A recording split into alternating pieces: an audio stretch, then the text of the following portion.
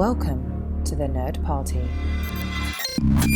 Hello and welcome to another Between Takes episode of Missing Frames. I'm your host, Shawn Eastridge. We're continuing our Sundance 2020 coverage. Wow, that's a lot of coverage, Shawn. Yes, it is. Thank you so much for noticing. But in this episode, we speak with cinematographer Eric Branco. Now, he's worked on films like Clemency, VHS, and most recently, he shot Radha Blank's The 40-Year-Old Version, which premiered at Sundance 2020. So the movie just got purchased by Netflix, which means you will likely be able to watch it very soon, and you absolutely should. It's so funny. It's sincere. It's authentic. It's all those great adjectives. Just apply them to this movie. It's really, really great. I so enjoyed it. We talk a little bit about the black and white cinematography, the challenges of shooting black and white, and all kinds of great stuff. It's like a real deep dive. Anyone who is a cinematographer out there or a camera person, this is going to be a great conversation to tune into. Additionally, before we get into that interview, I've got some red carpet interviews I got to throw out there. So I actually got to attend the film's red carpet premiere at Sundance. It was the first red carpet I went to at Sundance, and I spoke with a few of the film's stars as well as one of the producers. So we're going to kick off the episode with those interviews, and then we'll dive right into Eric's interview. So to kick everything off, we have one of the stars of the film, Imani Lewis. Let's talk a little bit about this movie, because first of all, I read the premise and it sounds wonderful. Hilarious. How was it pitched to you? Did you get a script, or did you talk to Radha about the part, or how did it work? It's so funny. I was at a premiere for a different film that I did that made it to Sundance last year, and she was at the premiere, and she came up to me and was like, I want you to audition for this film that I have this summer. And I auditioned, and the chemistry was amazing. Like, it was fantastic. So big shout out to Radha Blank. Thank you so much for seeing the potential in me. It's great. Yeah, we're here. So when you're reading the script and you're looking at the part, are you immediately like connecting with the character, or are you trying to think about? Well, for one, it's super duper New York. I'm from New York. Radha's from New York. The entire cast is from New York. So reading it, I was like, oh, this feels like how me and my friends talk. Like, this is great. Like, yes. And then it's hilarious. Like, but the underlining message is so dope. Just jump out there and be yourself and chase your dreams no matter what the odds are, you know? What other lessons did you take from this experience that you think you're going to bring to other things you do? If anything, when you see the film, you'll start to understand more the idea of her trying to like encourage these young kids from New York that don't think past New York, and you'll get them to open their minds up and understand that their art means something, and that they mean something, and that, you know, if they jump for it and they go for the stars, then anything can happen, because she is that example, you know, and I think she learns that through having them with her, you know. Have you gotten to see it with an audience yet? So this is going to be your first time seeing it. Yeah. That's going to be really awesome. I'm so excited for you. I'm so excited. Now, I can't wait to see it. Yeah, it's going to be great. It's going to be great. Yeah. Why we don't even have to question it. Right, It is a statement of purpose and enthusiasm. Now it's just time to show everybody how great it is. We're ready. Yes. We're ready to see it. Thank you so much, Imani. Take care. Next up, we have another star, Peter Kim, who plays Radha's best friend in the film. So tell me a little bit about how you got involved with this. Did Radha come to you? Did you get a script? Like, how did that process work? Actually, Radha and I have known each other for a number of years through the New York City theater scene. And, we were originally supposed to make this as a web series, and then cut 2 years later, she decided to make it into a feature, and she wrote the part with me in mind, which is a rarity in this business, and she gave me a lot of agency to advocate for this character. I play Archie Choi. He's Korean American, he's gay, he's opinionated, outspoken. He also happens to be Radha's childhood best friend and her agent. So, sort of like maybe not so many boundaries there, you know? So she really let me help create him, and she was so open to my suggestions and my thoughts, and which is also a rarity, you know? It's a real honor to play someone like Archie, because I myself am Korean American, I'm also gay, and it feels like it's a real moment to be a person to speak on behalf of other Asian folk and other LGBTQ individuals. That's awesome. I had no idea. That's so cool. Yeah. So bringing that to the table, there's a lot of diversity in this movie. Yeah. I want to hear more about just like what that means and like what it's like to be able to go to work every day and have this amazing diverse cast. Yeah, it is sort of rare. Radha, she wrote it. She directed it, she stars in it, she's a producer on it. Even behind the scenes, it was very diverse as well. And I think that is sort of uncommon in my experience, and I've been in the biz for a while. So just on top of all of that, the movie itself is just so funny and has so much heart. And ultimately, it's about finding your voice, or it's a coming of age story at 40, and like being a creative person, pursuing a creative life at 25 is very different than pursuing one at 40. And the costs are different. And so I feel like anyone that try to pursue anything and that's like in their 40s will definitely relate to it. And if they're not, they'll still relate to it because it's just so funny. Yeah, I also like, I don't know, it's just great to see like POCs in a feature doing comedy. Yeah. And it's not about like suffering or about our identities, It's just so fully integrated into the story. Just organically, like people just living their lives. And also, as I was telling Radha, I feel like it's a rarity to see a black woman and an Asian man as besties. Yeah.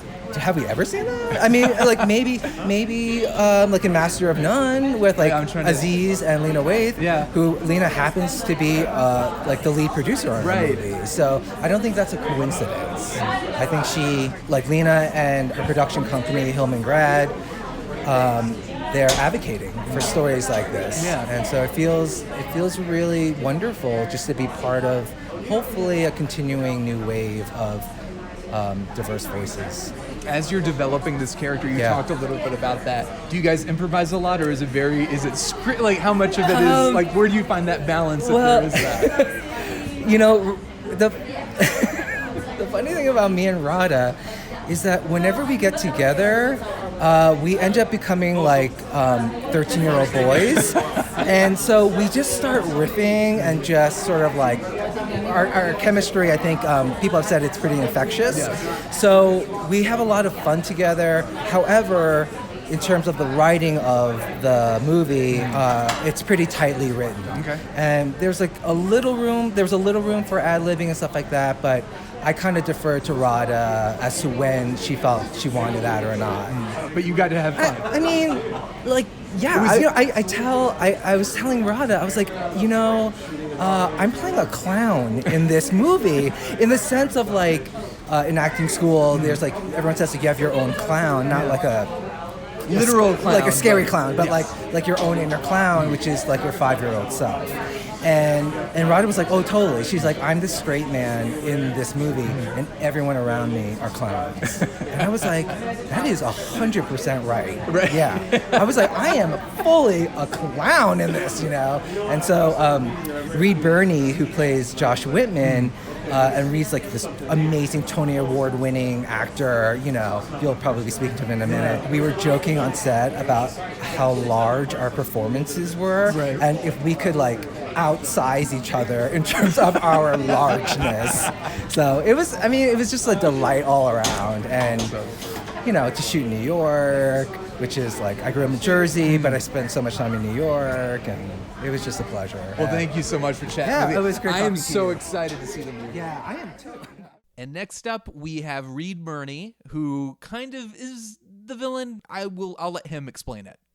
What are you representing? I'm representing the Nerd Party. I thought you were like, this is my cheat sheet. Of course. It says all your beautiful faces on it, so I know exactly who I'm talking to. I wish I had one. It's all right. If you don't remember my name by the end of this. Shawn. Reed. We're already doing a good job. This is great. Best interview ever. Maybe we should stop now. Let's stop. This is it. So Reed, tell me a little bit about how you got involved. I just was offered the part out of the blue, which was always thrilling when you get an offer. And then it actually turned out to be something that was exciting and interesting and fun. So, and we finished it in September, and it's now January, and we're here. It's miraculous. How much of it was on the page, and how much did you have to kind of workshop it a little bit with Radha and talk about it? Well, some of the others had done actual workshops of it a year ago.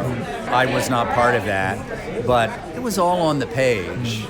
We didn't really improv at all, but Radha was very, very cool with my, I wanted him to look a certain way. And, well, I'm sort of, I'm the closest thing to a bad guy in the thing. the creepy New York producer that's sort of blocking her way to happiness and success. The one that promises her the moon and then doesn't deliver. Was that tough, or did you have fun doing that? Totally fun. Yeah. It was a little bit of a revenge fantasy on my part about some New York types that I was happy to make fun of. But she was, when I sort of showed up with the look, she was like, "Oh yes, this is great." So it's the most extreme look I've ever had in a movie. All right. Yeah, I've got big. It's very goofy. I'm so excited to see this. Are you I'm seeing so it today? bummed. I'm not. I can't get the. It's packed. You can't get in. It's packed. You'll be able to see it. I'll see it. I'm gonna see it because I love the concept of the movie. It seems like so much fun. And I guess it's gorgeous. I haven't seen it either. Yeah. So and it's black and white. Black and white. I love the cinematography. I think she just, thought those Woody Allen movies, just those Valentines to New York City. I think she really wanted to honor those. I'm like looking at around the room right now as more people come in, and there's so much talent, and there's so much diversity, and there's so much going on in front of, behind the camera. What was it like to be a part of a crew like this and a cast like this? Where it's some of these voices that we don't get to see a lot. Yes, but so authentic, and her love letter to New York is so authentic, and that of course includes all the diversity of New York, and it's all there. I think I'm the oldest person in the movie, so I'm representing the old people. But young at heart. Young at heart, and that's the thing. There were a couple of scenes we filmed that I was surrounded by all the students in the movie. They're so funny and great, and the whole thing was a treat. Do you have a particular favorite memory on set? Just something that stands out? I just remember we laughed an awful lot. Yeah. And, it was a little bit of guerrilla filmmaking. There was, because the budget wasn't that high, and we had to work fast. But that's always really exciting, I think, because you problem solve on your feet. And I've made a couple of big studio pictures, and I'm always amazed at, the hundreds of people doing things. And so when you've got a crew of 5 or 8, you're like, oh, well, you can do this with 5 or 8 people. You don't need 100 people carrying ladders around. And you're at Sundance now. And now we're at Sundance. And so, we're really the little engine that could. It's really great. I love that. Well, Reed, thank you so much. Congratulations. I'm excited to see this. I hope you like it. Have you gotten a chance to see it yet? No, I'm seeing it for the first time. With an audience. Yeah. And now we have Jacob Ming Trent, who is there's a lot. Everyone is funny in this movie, but he might have been one of the absolute funniest characters in the film. Jacob, tell me a little bit about this movie, your involvement in. How did you get involved? Do you know Radha? It seems like Radha's got a couple besties on this press line. So how did you get involved? I know of her because I've been in the theater for a long time. So I got the script. It was dope. It was hot, and the character that I was playing was it was just interesting. I haven't done anything like that before, so I was like, all right, I'll take it. What about a character made him interesting? I'll just tell you this: he's homeless. He's a homeless man, but he's edgy. And he kind of has there's some humor in it, but still grounded in a reality. I really love that. He says some truths that are very funny, but also keeps it very real. So how does this compare to doing theater? Theater is hard work. It's like day in and day out, grind. Film and television, you get those 5 takes. You're trying to land it in those 5 takes, but then it's forever, but then you never go back to it. Right. In theater, you're doing it every night. But recently, I've been doing a lot more film and television. I haven't really been on the stage for about 3 years now. Oh, wow. So which one do you like more? Do you want to go back to theater at some point? Of course, but the paycheck, you know what I mean? I hear you. So, last year I did The Watchmen, which was great. Yeah. That was also a really interesting, wild time. Yeah. So, but I love film and television. So what was the process like working with Radha and developing this character? How much say did you have in change from the page? A lot of say. When I walk the set, before I come, I'm usually prepared. I've thought about it. And then I let the instincts take over. But when she saw what I was doing, she loved it. So we actually didn't converse about it that much. Okay. But with props to her, because she's kind of she lets you be an artist, because she is one. So she's like, you can do your thing, I'm doing my thing. And if any time she's like, I don't know about that, she's gonna let you know. But no, I did prepare at home, brought it in, and it just clicked. It actually just clicked right away. What do you take from this experience and this character that you think you'll bring with you to other performances, other work you do? It's true that there are no small roles, There's no small projects. You got to bring 100% of your game to everything you do. I truly believe that. And this movie's a testament to that. It's about heart. So you bring your heart, you have something to say, you have something authentic to deliver. People are going to listen. It's true. And so in an age when we're kind of making a lot of reboots and we're kind of, which is fine, or we're turning older stories and just, making movies out of them, this is actually a really fresh thing. Yeah. And we were talking about how diverse the cast is, like both the cast and crew. Right. So in front of and behind the camera. Yeah. And to see this kind of stuff happening, and it feels like a little bit of a rarity. It doesn't happen often. How does it feel to be a part of something like that? Oh, you love it. Yesterday we were going around doing a bunch of press and just looking at all the color, all sorts of people. White, black, Hispanic, some people you don't know where the hell they're from, which I love too. So, that's what it's about. A more inclusive world. This is an inclusive movie. So you're going to see people working in all different stratospheres in this movie. That's what it's about, so that people of multiple experiences can come to and say, oh, I see myself up there, or I learned something. So when those things happen, it's worth it. That's why we do it. Awesome. Well, Jacob, thank you so much. It was a pleasure being here. All right, and let's wrap up these red carpet interviews with Jordan Fudge, who was one of the film's producers. All right, Jordan, tell me a little bit about how you got involved with this film. So I launched a film finance fund called New Slate Ventures earlier last year. Tell me about that. Well, my principal business is in venture capital, and so I was used to working with tech companies, and I realized there's a huge space in the market to make films that go to the streaming companies, which also happen to be tech companies. Yeah. So we wanted to make a ton of films, and so we raised $100 million for that. And so when I read the 40-year version, I met Radha, and then Lena came on, and it was just this rolling momentum of just I want to be involved in this, and her voice is just so distinct and unique that it was just a no-brainer. We had to be involved with Radha Blank. That's awesome. So you kind of made the transition to film. What's that been like? It's been really interesting. I actually started my career at 20th Century Fox, working in digital strategy. So you were already in that role. Yeah, I studied film in college and economics. Yeah. And so I was able to marry the two at Fox, and I realized there was a huge opportunity. And so, I went over to tech for a little bit to kind of get some credibility and prove myself, and made some really great investments, and then was able to raise some money to do this thing. Yeah. And this has been really fun. It's a really fun exercise in just left brain, right brain, because the tech side of my life is very much analytical and very objective. Yeah. And then over here you have this very creative, fun, subjective environment where you can really create and have fun. So, and how do you balance the two?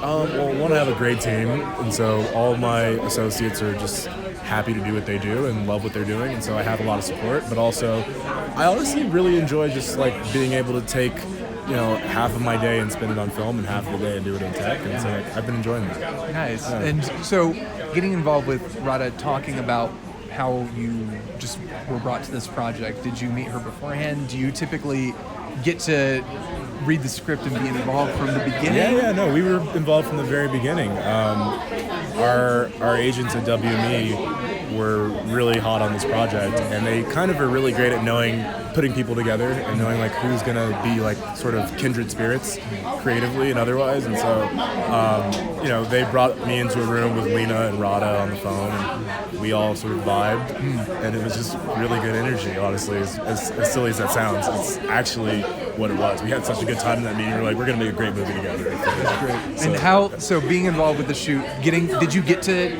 go out and see it? I was there for the first week of shooting. Yeah. Did you get to have a moment where you were it was incredible. This is working. I saw Radha both directing, acting, and being a part of all of it at the same time. I had never seen that before, and it was just amazing to see her execution. She was able to, and she's never done this before, and so she's just a natural. She really came out the gate volcanically hot, directed, acted, and managed the whole process, and made a fabulous film, I think. So I'm really excited for her and her moment, and I think this is going to be great for her. And there's a lot of buzz, man. There's so much. How does that be? From everyone's perspective, that's great, but I bet from your perspective, hearing about... It's really fun. It's surreal almost, I try not to dwell on it too much, but it's really fun to really see that people reacted positively to the film, and that, people are excited about it, and just the incoming narrative of her voice being a part of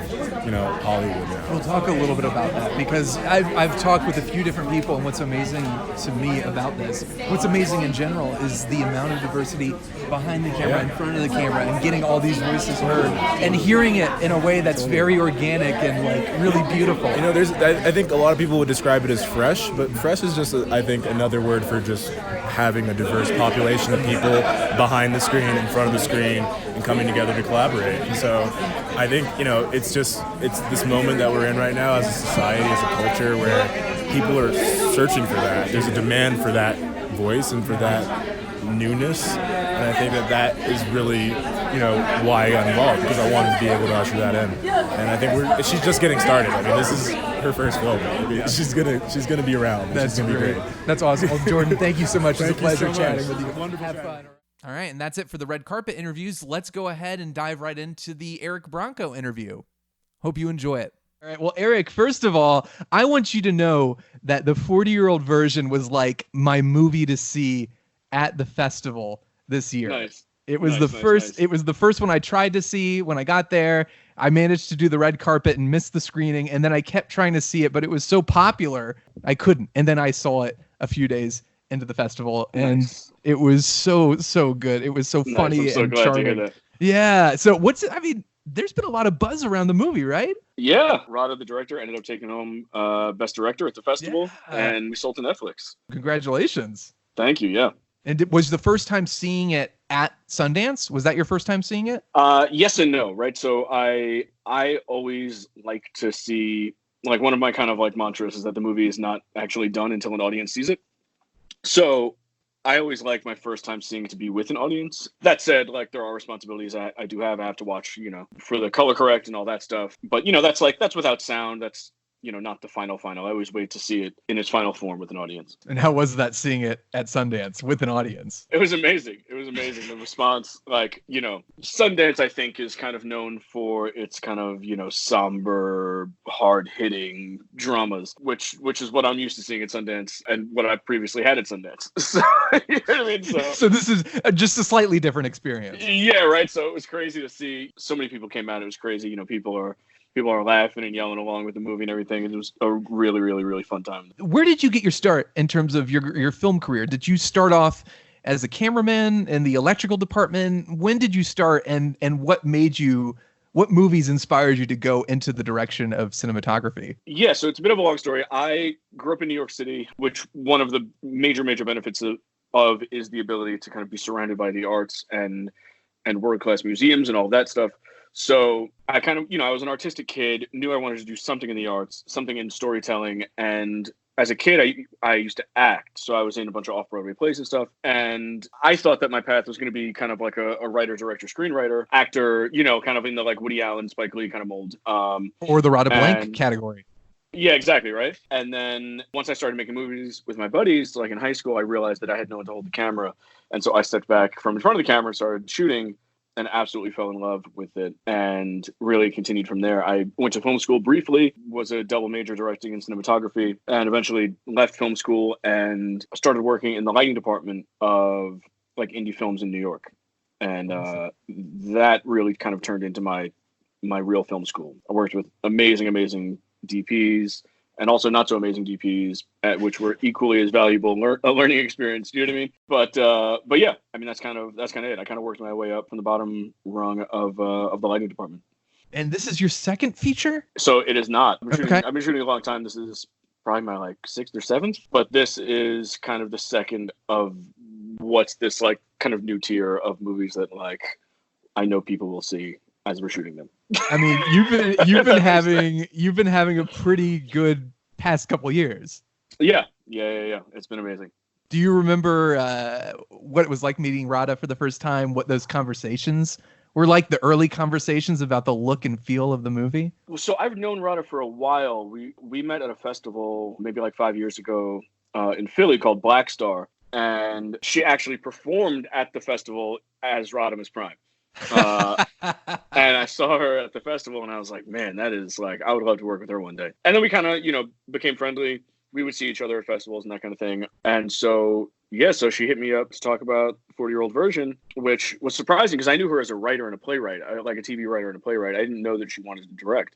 So that was a pleasant surprise. And we met in New York. Funny story, I was actually at Panavision. I had just finished a short film called Cap, which screened at the American Black Film Festival and is on HBO right now. But that was in black and white, shot digitally, and whenever I shoot black and white, I use color filtration, which how does that work? So it seems counterintuitive, but like you're still manipulating colors and tonality, even if you're intending to project in black and white. You're not capturing reds and blues and greens. You're capturing a variation of grays, but you can affect how strongly those tones come in. Those colors come in and are translated to black and white. So, say you're shooting a red rose, right? The red of the petals and the green of the stem in gray are similar tones. Okay. But if you were to throw a red filter in front of the lens, the red filter would allow the red petals to come through pretty much untouched, but it would darken the green, right? Because red and green are kind of opposite on the color wheel. So it would really make the petals pop. Gotcha. Out of that picture. So that's kind of like one of the things I often do when I'm shooting black and white. It was much more, this was a much more popular technique back when black and white was kind of the only medium available to filmmakers and photographers. It's since kind of fallen by the wayside. Not too many people have, these filters anymore, but nobody ever really developed these filters for black skin in black and white. Right. They were pretty much all developed for bringing out Caucasian skin tones. Gotcha. Which was something I ran into on this film Cap. And so I was just, kind of doing the nerd stuff that DPs do on their off time. I was at Panavision trying to come up with some filters and some, filter cocktails for shooting darker skin on black and white. While I was there, an email comes in, and it was the script for 40-year-old version, and I opened it up and looked at it, and it said A New York Tale in black and white. So it was a sign. Right. So I was like, oh my God, it was kind of everything that I had been thinking about, on my own. And so next time I was in New York, I sat down with Radha, and I actually brought like a suitcase full of like black and white photography books. And we sat down and went through the books and, and just had a great conversation, and that was it. Do you remember kind of just brainstorming and coming up with, all right, we want to capture New York, we want to do black and white. What were some other topics of conversation that came up? Yeah, so it was, the kind of like mandates, the things that were set in stone was that it was going to be black and white. It was going to be on 35. She had done some tests, I think like a year prior. I think they had the money to go, and then something fell apart. It changed or whatever, and they didn't end up shooting. But they had gone up kind of into the testing stage a year prior, where she had tested like 35 black and white versus 16 black and white versus, I think, like the monochrome Alexa. And she had really settled on 35. So, those were, I think she had met a couple DPs that were like, well, maybe we should just stick to digital. And, they make, they have really great monochromatic sensors for digital now, both the Alexa and on Red. And so I think, I think she was kind of feeling me out to see how I responded to the idea of shooting on film, shooting on black and white. She wanted the whole movie to be handheld and kind of have this kind of like, present doc feel, if you will, which excited me. I love shooting handheld. I love kind of being in the scene with the actors in that sense. And in Clemency, my previous feature was like a very, very kind of restrained, held back look, and so I was excited for the ability to do something a little more energetic. Yeah. So let me ask you this, as a DP, because this is always a conversation that's been coming up, and we've had, like Roger Deakins saying one thing. Yeah. Do you notice a difference between digital and film? Whatever go with him? Says. Gotcha. Yeah, go with that. Hey, don't sell yourself short, man. Your work in this is great. So you're getting there. You will get there. But like, what do you think? I mean, what do you think capturing on film is doing for it? Is it just the experience and the energy of having that kind of camera on set and knowing that you have to be a little bit more careful and a little more? Well, is it just that, or do you feel like there is something you get from 35 millimeter versus digital? I think that shooting digitally, you can get an image that is near imperceptible to one that was shot on film. However, in my experience, it's going to take you some work to get there. And while you're on your way there, everyone is going to be looking at a digital image that does not look like film. And the biggest difference between digital and film is that I think film really empowers the cinematographer. You know, you don't have 10 people at the monitor seeing kind of exactly what is being recorded and offering their opinions. You know, I've done some jobs where it does turn into kind of like DP by committee, especially if the director is not, you know, strong-willed and the producers are kind of throwing their muscle around. It will kind of, you know, that process will kind of get diluted. But that's not really the case in film, because we had great taps. We had these video taps by IndieCam called Indie Assist on our cameras, which were like HD taps, phenomenal, way better than anything I used before, you know, when I was shooting film like 10 years ago. But still, it's not like an accurate image to what the developed film is going to look like. Do you know what I mean? Like, it's good for framing, it's good for kind of like a general idea tone, but it doesn't have the kind of the nuance that the printed film will have. So it's really up to you to make sure it looks good. Yeah, so it's, you know, it's this kind of thing of people really just have to trust you. And then you have to make sure that when they see those dailies, like, you didn't betray their trust. Gotcha. I mean, that sounds not exhausting, but maybe was there a little bit more pressure? Or was that like pressure you were like, all right, let's do this? I respond really well to pressure. I work best under pressure. So it was a great experience for me. And this was Radha's, it's her directorial debut as a filmmaker in general? Yeah. Wow. So what was that like? Were there any early concerns as far as like, okay, are we going to be able to communicate? Are we going to be able to work together on this? Or what was it like working with her as a first time director? I mean, luckily Radha had a really, really clear vision for the film and a really clear vision of what she wanted. And I find that that's probably, you know, the most important thing you can have as a director is just the ability to know what you want and understand exactly what you're going for. And this was obviously very low budget. What are some of the challenges you ran into while shooting? I mean, the budget was a huge challenge. You know, we were a lot of our like bigger lighting setups. We were day playing those lights. Like, they weren't lights we carried for the run of the show. So it was that kind of scheduling stuff where it was like, okay, it's, you know, we're shooting this scene. We need to make sure these lights are ordered for the scene, and we need to make sure they get back on time, you know, and all that stuff. Yeah. So that was a bit of a struggle. And then also like just permitting was tough. We were shooting up in Harlem right at the same time as West Side Story. Which was like just a little indie movie. Yeah, like I've never seen anything like it. I would get off the train to go to the production office, and I would just be in like 1962. Like I've never experienced anything. I would look down and it would just be 10 blocks of like period cars and storefronts and such, and then I turn the other way and it would be like 10 blocks going the other way. Right. Like, you know, and we're trying to like figure out how to shoot on like our little corner, trying to make it look, you know, modern. Yeah, right. But yeah, so we had some permitting issues just because the neighborhood, there had been it's such like an old section of Harlem. There's so much character that a lot of films had been shooting there, and we kind of came at the tail end of that. And we caught some flack from neighbors and stuff who, like, West Side Story would be there at night shooting. They leave, we'd come set up, and the neighbors would come out and start yelling. They'd be like, "You said you were going to be done by 6 a.m." And we'd have to explain that we're a whole new movie. Right. You're going to have to deal with that. You know, and they're like, where are the song and dance numbers? What's going on? Exactly.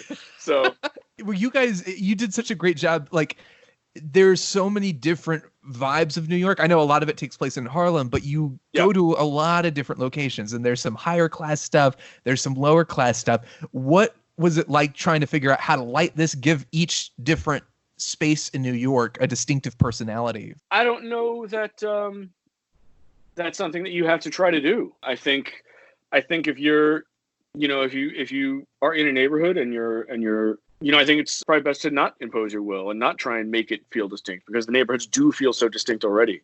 I think it's just about capturing what's there and being aware of what the differences of these neighborhoods are and trying to highlight that. Did you have a favorite space that you guys worked in? We were in the Signature Theater on 42nd and 10th, which is this like beautiful Frank Gehry designed space that opened up in like 2012, I want to say. And I, interestingly enough, I had shot a documentary about the opening of the theater back when it first opened. So I was kind of familiar with the space. And kind of like the backstage areas and everything. And because I shot that documentary, I actually been like a subscriber to their theater for a couple of years. So a good amount of the plays I had seen in New York over the last couple of years were at the Signature. So it was really, really great to kind of be back in there with this movie, just because it felt so familiar and felt like home. And it's also just like a beautiful, beautiful space. And you guys, obviously, there were challenges involved, but was there anything that when you look at the film now, you're like, oh my God, I can't believe we pulled that off, or something that maybe turned out even better than you thought it would based on the actual shooting day? I mean, I can't believe there's kind of, not to give anything away, but there's kind of like a big like theater play in the film. And like every time I watch that, I can't believe how well it turned out, because that was definitely like, it's just one of those things where like we only had it's like a 500 seat theater and we only had like 50 extras. And you know what I mean? Like every angle we looked, like every extra we had was in that shot. And then like, when we turned around, everybody would stand up and rearrange and then go sit down somewhere else. And like, right. You know what I mean? So it's one of those things where, you're shooting it and you're like, everything in the frame is working, but it does feel like you're operating like in an empty room, if that makes sense. Right. And then, and there's also a play happening on stage. Our amazing production designer, Valeria De Felici, designed this kind of set. There were just multiple things happening in my head. Like I'm worrying about lighting the movie, and I'm also concerned with lighting the play that's happening within the movie. Yeah. So that was a whole separate kind of like lighting design that we had to do and set up for the stage. It's like lighting Inception. It's a movie right. within So there's a movie. Like several layers of things happening, and it's one of those things where like when you're doing that, you're so concentrated on making sure that you're like crossing all the T's and dotting the I's, that you're not really experiencing it. And so that was one of those scenes when I saw it in the film, I was like, okay, like it works, we did it. You know what I mean? That's Like great. I was just in the scene. Those are probably, I mean, obviously there's so much to coordinate and stuff. Did you find anything challenging? I mean, it seems like it would be easier. So much of the stuff feels so naturalistic. And like you said, it's handheld. It seems like there's a lot of natural lighting being used.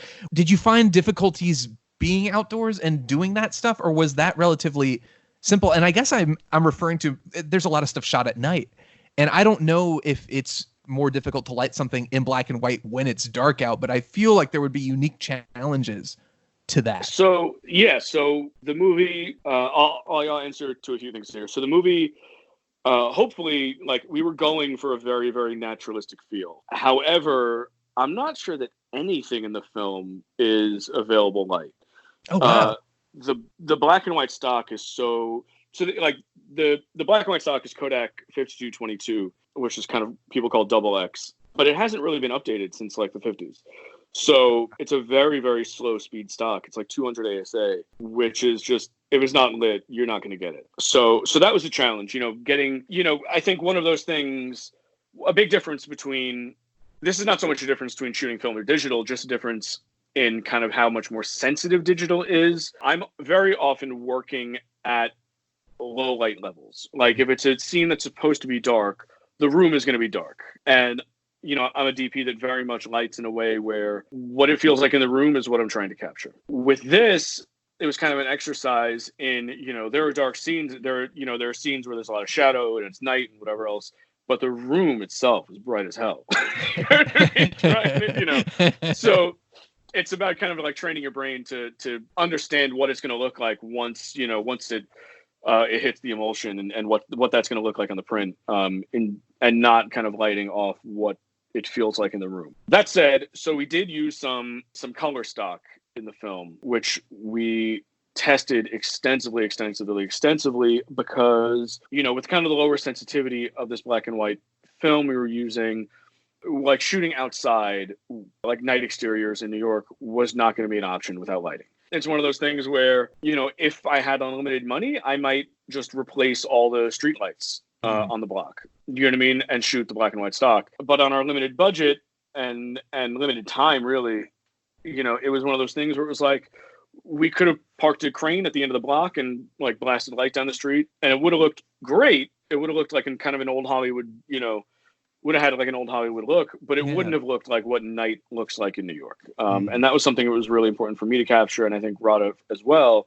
And so we ended up testing ways to, kind of capture night under available light. We ended up settling on, I don't know how like technical you want me to go. You can go technical. Look, let's do it. Let's go all in.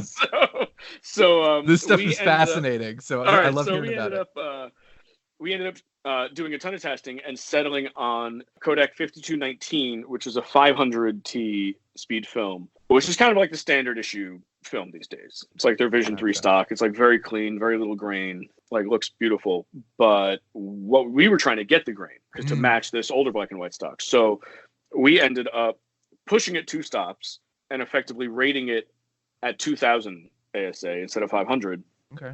And then we also did a bleach bypass on it, which totally distorts the colors. But one of the, we were having trouble kind of matching the color stock to our black and white stock. And one of the things that, Radha felt really strongly about, and I, and she got me on board as well, was that she didn't want to do digital trickery. She didn't want to, shoot color stock and then desaturate it and like add grain to it. Right. She felt like that was too much of a cheat. She wanted really to accomplish everything photochemically. I love that, but I'm sure, that creates a lot of headaches, I'm sure, but I do love the commitment to that.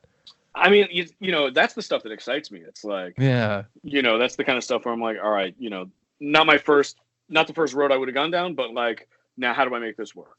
Yeah. And we ended up doing a bleach bypass on it because with black and white film, you don't bleach the negative. All the silver stays on the emulsion, and that's kind of what gives it, black and white film, this kind of like ethereal glow. You get halation around like really bright sources and things, and everything just kind of has this like glamorous quality. So we actually didn't bleach the color stock, and then when we desaturated it, we found that it kind of retained that same characteristic as the black and white, and that kind of was our like aha moment where we realized that the color stock was going to work. So that said, kind of everything I said about it not being dark in the room when we were shooting, throw that out for the color stock, because we were shooting like out on the street with very little additional lighting. I lit all the actors when we were outside on the street doing our exteriors, but not the street itself. So like the what the street was kind of set the levels, and then it was just a matter of making sure that the actors, were lit and looked good wherever they were standing. Gotcha. Which involved, rather than like a big crane with lights at the end of the block, we would get a space in a building across the street from where we were shooting. And we would, take very small lights and just shoot them right down onto the street. And they felt like they were in the world. And we never had to worry about seeing our lights. We could look 360. And because everything was coming from buildings above, we were safe to look anywhere. And talk a little bit about, there are bits of color in the movie. There are little kind of almost not dream sequences, but semi dream sequences. And those kind of have a specific look and feel too. Was there any different process as far as lighting those, or did you kind of use the same approach? Use the same approach. We wanted those to kind of have more of like a 16 mil type feel. Feel a little kind of like, we just wanted it to feel different from the rest of the film. So, we shot 35, but we were kind of treating them as though they were like 16 mil, like reversal stock. So those became this kind of like hyper saturated, pretty grainy type things, kind of peppered throughout the film. But yeah.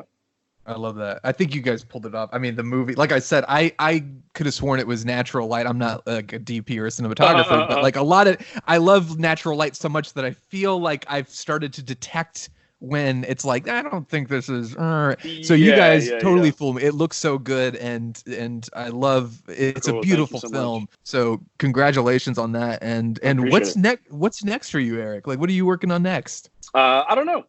There's a couple things circling. There's a TV show. There's a few movies circling this year. So we'll see what's next. But I'm not sure. Anything particular you want to work on, like a kind of movie, a particular genre, or? No, I'm just trying to tell stories that I haven't seen on film before. You know what I mean? So that's kind of that's always something that attracts me. When someone has like a story from a perspective that, is not the most common, I immediately respond to that. So that's kind of if I had to pick a genre, that's the genre. I love it. So that's all I got. I got one more. That's a lie. I've got one more question. My podcast, Missing Frames, we watch all the movies we should have seen by this point in our lives. So what is a movie that you need to see that you still haven't? There are movies that I want to see that I only want to see in the theater. So like I've never seen Lawrence of Arabia Oh, because yeah. I don't want to watch Lawrence of Arabia on my iPad. So you know, so that, you know, I kind of like I keep like a running tally of like things that of like, you know, like movies and plays and things that are whenever there's a revival, you know, or they re-release in the theater for like an anniversary or something like that, I need to go see. So yeah, I got plenty, but Lawrence of Arabia is definitely a big one. That's awesome. Well, Eric, Yeah. thank you so much. Congratulations again. I'm so happy for you guys, and Thank you. Wish you all the best. Appreciate it. It's great talking to you. All right, and that is it. Thank you so much for listening. We've got one more Sundance episode incoming, so stay tuned for that. It's a real doozy. I don't know why I said that. It's a great episode. We've got Brad and Lisa Gullickson from the In the Mouth of Darkness podcast, and I'm so excited for you to hear it. Again, if you like what you're hearing, feel free to give us a 5-star rating on iTunes, write a review, and I will read your review in a future episode. You can also follow me on Twitter at YeShawnDoorman, and find me on Instagram too if you're that kind of person, one of those Instagram people. Who even are you? I'm at Shawn Doorman. There's no yay on Instagram. I'm sorry. It's not allowed. It's so late when I'm recording. I'm so tired. I'm very, very sorry for all of this, every last bit of it. But thank you again for listening, and I will see you next time.